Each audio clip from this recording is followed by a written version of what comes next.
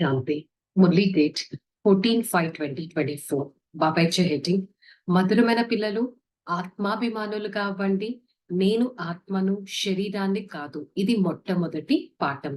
ఈ పాఠాన్ని అందరి చేత మంచిగా చదివించండి. ఈరోజు బాబా మనకి సోల్ కాన్షియస్ స్టేజ్ యొక్క ఇంపార్టెన్స్ చెప్పారు. మళ్ళీ మనకి రిమైండ్ చేశారు. నేను శరీరాన్ని కాదు, నేను భృకుటి మధ్య స్థానంలో ఉంటే శక్తివంతమైన ఒక ఆత్మను. నేను ఆత్మ, ఈ శరీరానికి యజమాని. నేను ఆత్మ, ఈ శరీరం ద్వారా ప్రతి కర్మను చేస్తాను. ఈ శరీరం ఈ శరీరం అయితే వినాశిగానే ఉంటుంది. ఆత్మ మాత్రం అవినాశి. ఈ శరీరాన్ని కాలుస్తే కాల్చబడుతుంది, తడుపుతే తడపబడుతుంది. ఈ శరీరము డిస్మాంటిల్ అనేది చేయొచ్చు, కానీ ఆత్మ అవినాశిగానే ఉంటుంది. ఏ పంచతత్వాలకి రియాక్ట్ అవ్వనది ఆత్మ. ఈ ఆత్మలోనే లెక్కాచారాలు ఉంటాయి. ఈ ఆత్మనే పుణ్యాత్మక, పాపాత్మక, దేవాత్మక, మహానాత్మక, లేక అసురి ఆత్మక, రాక్షసాత్మక తయారయ్యేదంతా ఆత్మనే. సో మంచి చెడు ఎక్కడ రికార్డ్ అవుతుంది? ఈ ఆత్మలోనే రికార్డ్ అవుతుంది. సో ఈ ఆత్మాభిమాని స్థితి రోజంతటిలో మనం ఎంత సమయం మెయింటైన్ చేస్తున్నాం అనేది చెక్ చేసుకోవడం చాలా important. At the same time నేను ఆత్మ, శరీరాన్ని కాదు. ఈ స్థితి ఎంతవరకు మెయింటైన్ చేస్తున్నామో కూడా చెక్ చేసుకోవడం చాలా ఇంపార్టెంట్. ఈ స్పిరిచువల్ నాలెడ్జ్ లో ఫస్ట్ లెసన్ ద సోల్ అనే లెసన్. అది ఎంత బాగా చదువుతున్నాం అనేది చెక్ చేసుకోవాలి. బాబా ప్రశ్నలు అడుగుతున్నారు. జ్ఞానాన్ని వినిపించే విధానం ఏంటి? జ్ఞానం అంటే ఒక నాలెడ్జ్ ఇతరులకి మనం ఎలా షేర్ చేయాలి? జ్ఞానాన్ని చాలా సంతోషంగా వినిపించాలి, అంతేకాని తప్పదు అని ఎప్పుడు జ్ఞానం వినిపించకూడదు. ఏ జ్ఞానం అయితే నేను వినిపిస్తానో అది ఎలా ఉండాలంటే ఇతరుల బ్రెయిన్ లో కూర్చొని వారు కూడా చర్న్ చేస్తూ రివైజ్ చేస్తూ ఉండగలగాలి. మరి మనం జ్ఞానం వినేటప్పుడు లేక వినిపించేటప్పుడు మొట్టమొదట నేనొక ఆత్మ, ఇంకొక ఆత్మకు జ్ఞానాన్ని వినిపిస్తున్నాను అనే ఆత్మాభిమాని స్థితిలో జ్ఞానం కనుక వినిపించినట్టయితే చెప్పేవారికి, వినేవారికి ఇద్దరికి సంతోషం అనేది వేస్తుంది. సంతోషం కన్నా మించిన మందు అంటూ లేదు. జ్ఞానం, స్పిరిచువాలిటీ మన లైఫ్ లో ఎంతో సంతోషాన్ని నింపుతుంది, ఎంతో సంతోషాన్ని మనకి ఇస్తుంది. మరి అంతటి ఆత్మాభిమాని స్థితిలో ఉండి సంతోషంతో నా మనసును నింపుకుంటున్నానా చెక్ చేసుకోవాలి. ఇలా అయితే మామూలుగా ఎవరైనా ఇంట్లో ఉంటే మధ్యాహ్నం భోజనం చేసి ఆ భోజనం కాస్త ఎక్కువగా తింటే వెంటనే నిద్ర వచ్చేస్తుంది. సో అలా కాకుండా ఆ భోజనం అయితే అందరూ చేస్తారు, కానీ నేను నా మనసు బుద్ధికి సంతోషం అనే భోజనాన్ని పెడుతున్నానా, లేక అవసరం లేని వాటితో నా మనసు బుద్ధిని నింపేసుకొని మనం నిద్రలోకి అంటే నెగిటివ్ మార్గంలోకి వెళ్ళిపోతున్నానా, వికారి మార్గంలోకి వెళ్ళిపోతున్నానా చెక్ చేసుకోవాలి. లేక నేను తీసుకున్న ఈ సంతోషాన్ని నా లైఫ్ లో నేను ఎంత మందిలో నింపుతున్నాను అనేది కూడా ఈక్వల్ గా చెక్ చేసుకోవడం ఇంపార్టెంట్. సో అందుకే బాబా మళ్ళీ గుర్తు చేస్తున్నారు, స్వయం ఆత్మాని భావించి ఆత్మలతోనే మాట్లాడండి. ఆత్మ అవినాశి, శరీరం వినాశి. పరమాత్మ నిరాకారుడు, అతనికి కూడా శరీరం లేదు.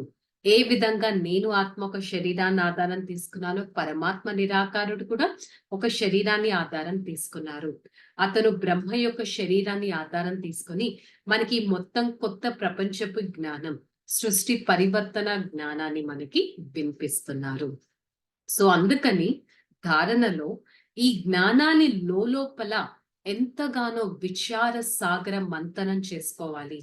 పరస్పరం జ్ఞానం వినిపించి ఒక ఆత్మిక సంభాషణ అనేది చేసుకోవాలి. ఇతరులకు కూడా నాలెడ్జ్ నేను వినిపించగలగాలి, అంతేకాని సోమరితనంతో ఉండిపోకూడదు, బద్ధకంతో ఉండిపోకూడదు. ఈ శరీరాన్ని ఎంతో యాక్టివ్గా చేసుకోవడం మన రెస్పాన్సిబిలిటీ. ఆత్మాభిమాని సోల్ కాన్షియస్ స్టేజ్ లో అయ్యి ఎంతో ఉల్లాసంతో తండ్రిని స్మృతి చేయాలి. ఎందుకు? అతను ఏమీ లేని శక్తిహీనంగా ఉన్న ఆత్మనైన నన్ను వజ్ర సమానంగా తయారు చేస్తున్నారు. అతను వచ్చారు, నన్ను అతని సంతానంగా చేసుకున్నారు. మరి నేను ఆత్మ స్వయం ఈశ్వరుడి సంతానాన్ని. అతను నా తండ్రిగా, టీచర్గా, సద్గురుగా నన్ను ఎంత వరకు చదివిస్తున్నారు అనేది నేను సదా చెక్ చేసుకోవాలి. ఆ చదివిస్తున్నారని ఒక బేసిక్ పాయింట్ నాలో గుర్తుంటుందా?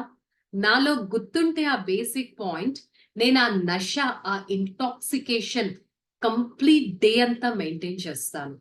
ఇంకెక్కడి నుంచి బాధ, దుఃఖం, స్ట్రెస్, అశాంతి ఇవన్నీ ఎక్కడి నుంచి వస్తాయి?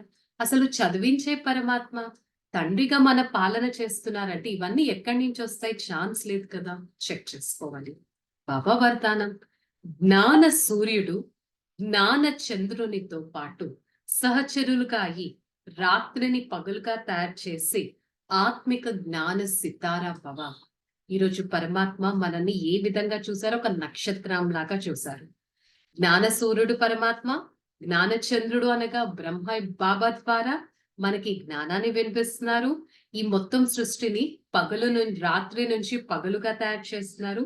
ఈ కంప్లీట్ ప్రాసెస్ లో మనం కూడా ఒక సితారగా అయ్యి పరమాత్మకి సహచరుడిగా మనస వాచ కర్మన ఎంత వీలైతే అంత సేవ చేయడం ఇంపార్టెంట్. స్లోగన్ లో సేవ యొక్క అవకాశం లభించటం అనగా ఆశీర్వాదాలతో మీ ఒడిని నింపుకోవడం. ఎంత బ్యూటిఫుల్ పాయింట్. సేవ అవకాశం అందరికీ లభించదు. మీకు సేవ చేసే ఛాన్స్ లభిస్తుందంటే మన ఒడిలో బ్లెస్సింగ్స్ తో మనకి మనం నింపుకోవడం. చెక్ చేసుకుందాం. ఇంట్లో పని చేయడం కూడా ఒక సేవే. సోల్ కాన్షియస్ లో ఉండి ఏ పని చేసినా అది సేవే అవుతుంది. ప్రతి క్షణం ఆ సేవ ఛాన్స్ నేను తీసుకుంటున్నానా చెక్ చేసుకోవాలి. ఇది మనం హోంవర్క్ గా తీసుకుందాం. ఈ రోజు నుంచి మళ్ళీ రేపు మురళి వినే వరకు నేను ఏ పని చేసినా సోల్ కాన్షియస్ లో ఉండి ఇది సేవాని భావించి చేస్తాను. ఆటోమేటిక్ గా నాకు బ్లెస్సింగ్స్ అనేవి ఆపోజిట్ సోల్ నుంచి తప్పక లభిస్తాయి. ఓకే, చల్ రిలాక్స్. ఓం శాంతి. నేను ఆత్మ ప్రకాశ స్వరూపాన్ని ప్రకృతి మధ్యస్థానంలో మెరిసే నక్షత్రాన్ని, స్వచ్ఛమైన ఆత్మను, చైతన్యమైన ఆత్మను,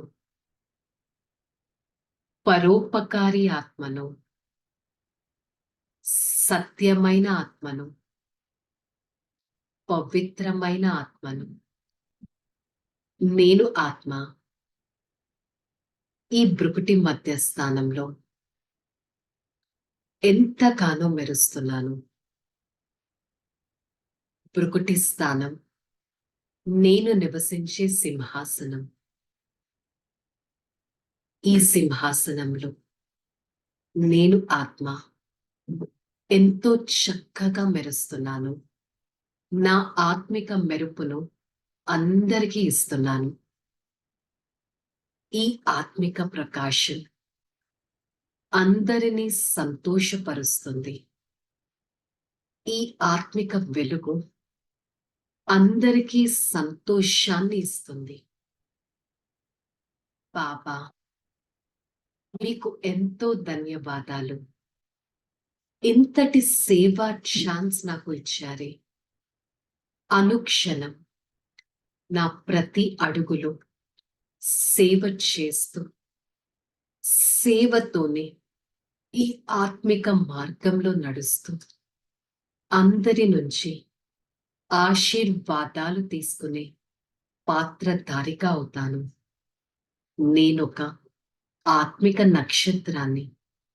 నేనొక సేవాదారి ఆత్మను. నేనొక శుద్ధమైన పవిత్ర స్వరూపాన్ని.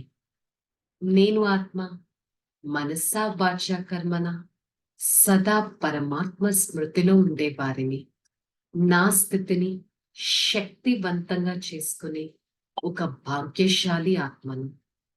ఓం శాంతి శాంతి శాంతి.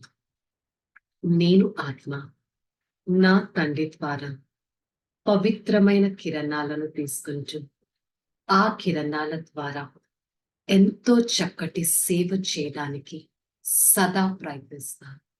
ఓం శాంతి.